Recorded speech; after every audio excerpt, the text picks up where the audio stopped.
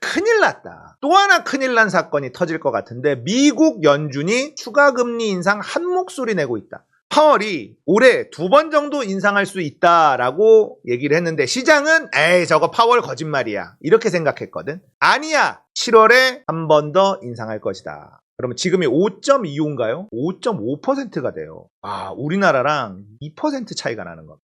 한국은행이 금리 지금 인상할 수 있나? 없어요. 한국은행은 지금 금리 인상할 여력이 없습니다. 경제 다 망한다. 은행 망한다. 지금 가게가 망하는 게 문제가 아니라 은행 망하기 때문에 금리를 못 올려. 그런데 미국은 또 올린대요. 뒤져나가는 거야 우린. 큰일 났어. 저축은행 9년 만에 적자라는 뉴스가 6월 달에 나왔습니다. 은행 순이익은 7조 올라갔는데 저축은행 순이익은 적자로 9년 만에 저축은행 지금 삿대고 있어. 그런데 미국이 금리 인상을 또 해?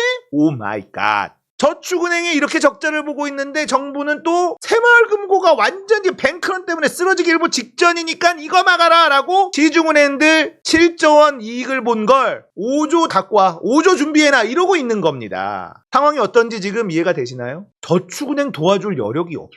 저축은행도 진짜 목숨이 꼴딱꼴딱 하고 있는 중이에요. 이것만 문제냐. 한계기업이라는 게 있습니다. 2022년도 기준이긴 한데 한계기업이 뭐냐면 좀비 기업. 벌어서 이자를 못 내는 회사들. 상장한 회사들 중에 전체 17.5%고요. 코스닥은 20%가 넘습니다. 코스피도 11.5%예요. 지금은 더 늘어났겠죠. 돈을 열심히 벌어서 이자를 다 못 내는 회사들을 한계기업, 좀비 기업이라고 부르는데 이거가 이렇게 늘어나 있는 상황이에요.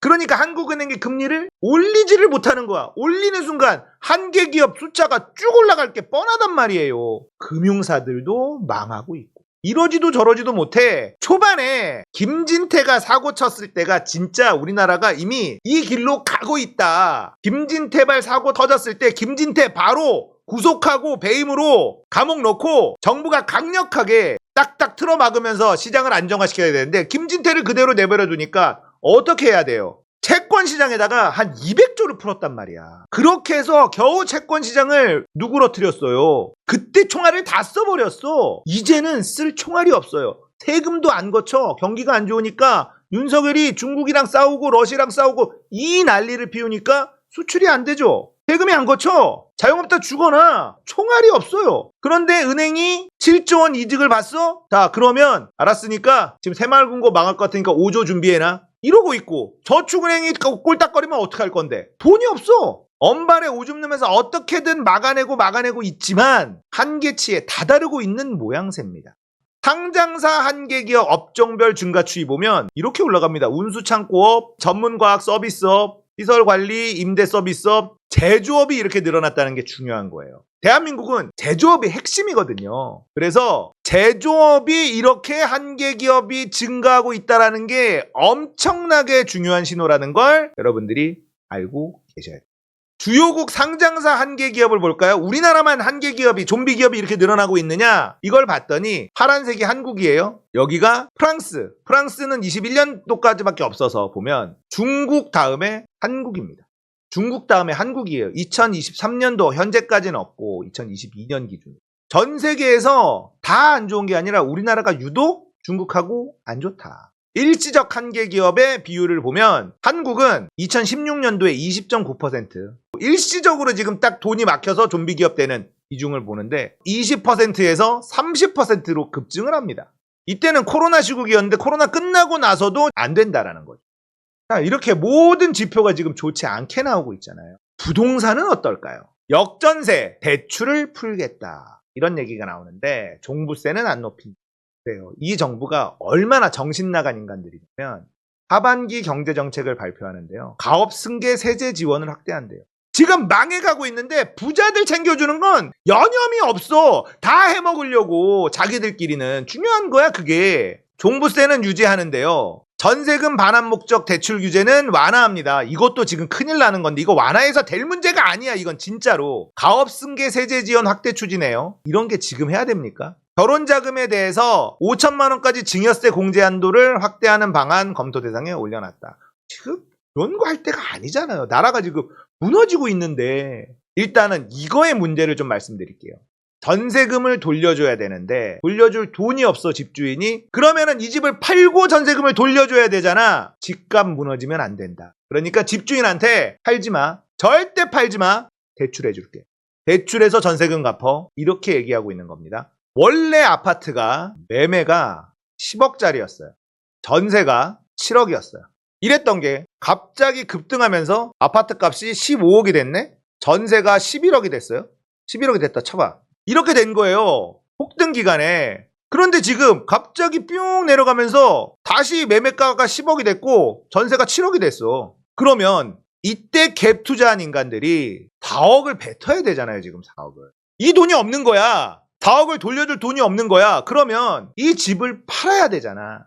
팔지 말고 빌려줄게. 자, 만약에 이 돈을 대출을 받아서 여기 세입자한테 줬어. 7억 세입자를 받고 나가는 세입자한테 대출 받아서 11억을 챙겨줬어. 그러면 이 4억을 대출해준 은행은 어떻게 하냐. 대출이 복잡하잖아요. 대출이. 그러면 우리랑 합치자. 딴 데서 대출 받은 거 있지? 이 집 사는데 우리가 추가 대출하는데 일단 합치는 작업을 합니다. 그런 다음에 이 은행이 우선권 설정을 딱 박아놔요. 그러면 이 아파트는 다시 역전세가 생기는 겁니다. 여기 들어간 세입자는 또 위험해지는 거예요. 이 짓을 하려는 겁니다. 지금 정부가 하려는 짓이. 자, 15억인데 대출 4억에 전세 7억이에요. 전세금도 결국은 나가야 될 돈이잖아. 팔아도 1억이 비어. 이런 상황이 벌어지는 거예요. 전세 7억도 어차피 세입자한테 줘야 되고 빚도 4억이 있어. 다 처분해도 팔아도 10억밖에 없는데 나갈 돈이 11억이네? 그러면 전세 7억에 누가 들어옵니까? 안 들어오죠. 거기다가 이렇게 대출 많이 잡혀 있으면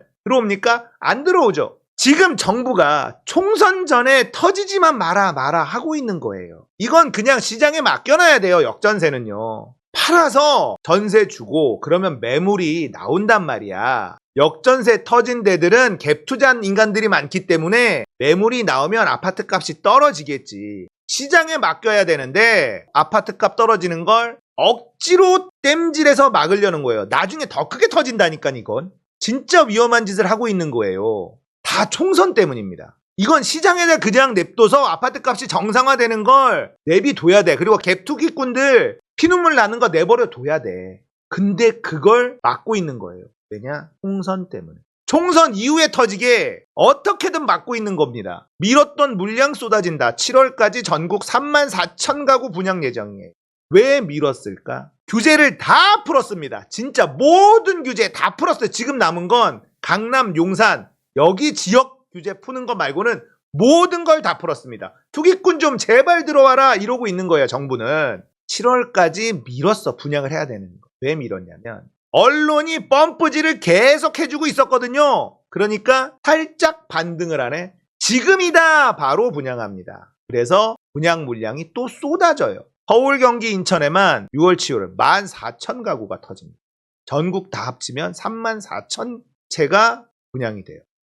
뭐가 될까요? 결국 매물량이 계속 늘어나는데 지금 매물입니다. 서울 아파트 물건 양이에요. 여기가 이제 작년 7월에 매물량이 막 했다가 이제 점점 매물이 빠지기 시작했죠. 이때부터 바닥 찍었네 뭐하네 막 이러면서 펌프질을 막 했어요. 그래서 살짝 반등을 했습니다. 이게 살짝 반등을 하니까 매물이 줄어들다가 반등하기 시작하는 것 같으니까 매물이 좀 늘어나요. 매물이 많아지면 많아질수록 아파트 값은 오르지 않는다.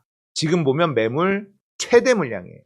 7월 7일 기준으로는 68,000개의 아파트 매물이 지금 나와 있다. 아파트값 오르겠습니까?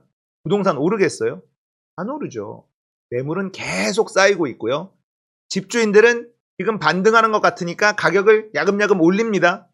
실수요자들은 그럼 바로 등을 돌려요. 자, 이런 상황에서 새로운 물량이 7월 달에 쏟아진다. 7월 달에만 쏟아질까요? 내년에는 안 쏟아질까요? 내후년에는 안 쏟아질까요? 자, 문재인 정부 말기에 부동산이 폭등을 하니까 공급하라 언론에서 뻔뿌질하고 국민의힘 난리치고 그래서 3기 신도시 어마무시하게 지어댔습니다. 그거 언제 할까요? 내년부터 아마 완공이 슬슬 되지 않을까 싶은데 어떡할 겁니까? 그 물량은 소화가 될까요? 계속 떨어질 수밖에 없어요. 지금 언론들이 그렇게 뻔뿌질해가지고 대한민국 부동산 남아돌게 생겼다니까 아파트가요. 아파트가 남아 돌면 가격이 떨어져야지. 그걸 안 떨어지게 지금 어떻게든 막고 있는 게 윤석열 정부라는 겁니다.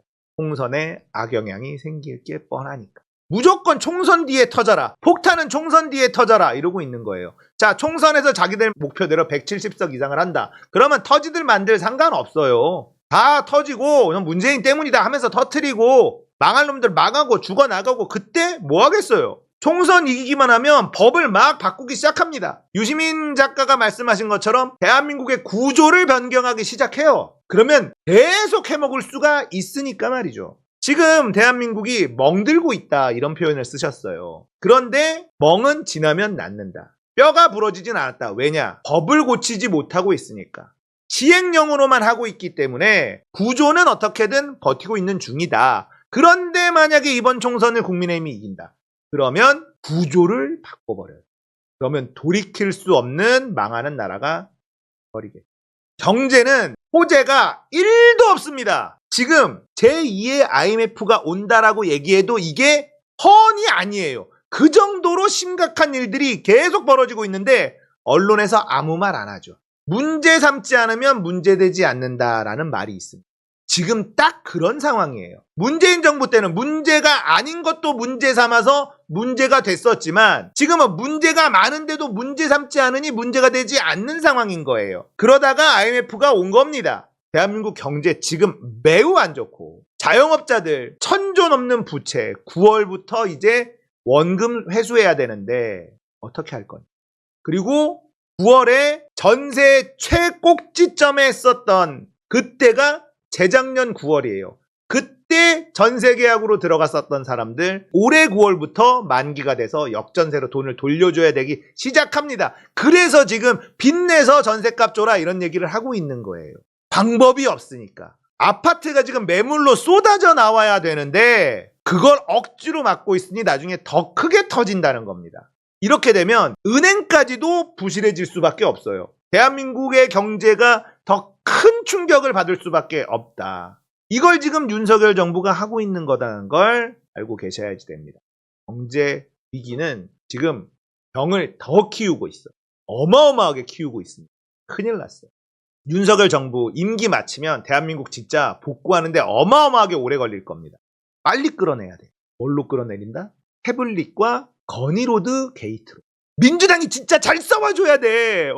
이거 물고 늘어져서 진짜 탄핵까지 끌고 갈 각오로 싸워야 되는데 민주당 의원들 보면은 너무 태평성대야 아주 그냥. 나오자. 나와야 됩니다. 아시겠죠?